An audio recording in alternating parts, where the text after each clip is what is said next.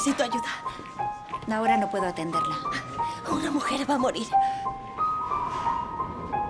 ¿Y cuántas están en ese estado? Cuando irrumpieron en nuestro convento fue un horror. No se da cuenta del peligro. Serán rechazadas. Puedo enviarles a una matrona de la Cruz Roja polaca. No, tiene que ser usted. Usted o nadie. ¿Qué le pasa? Cuando me alisté en la Cruz Roja, imaginé que salvaría vidas. Solo con la ayuda de Dios podremos superarlo. Van a necesitar algo más que la ayuda de Dios. Nunca confíe en ella y con razón. Ha traído el escándalo y el desorden. Perdone, pero el escándalo y el desorden ya estaban antes de que ella llegara. Mi deber es proteger nuestro secreto.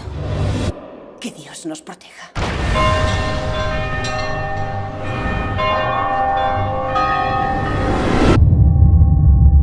Ha hecho lo que debía.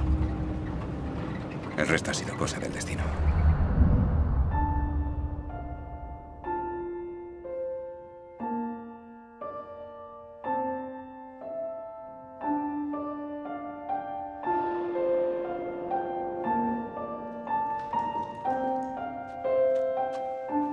La fe son 24 horas de duda y 1 minuto de esperanza.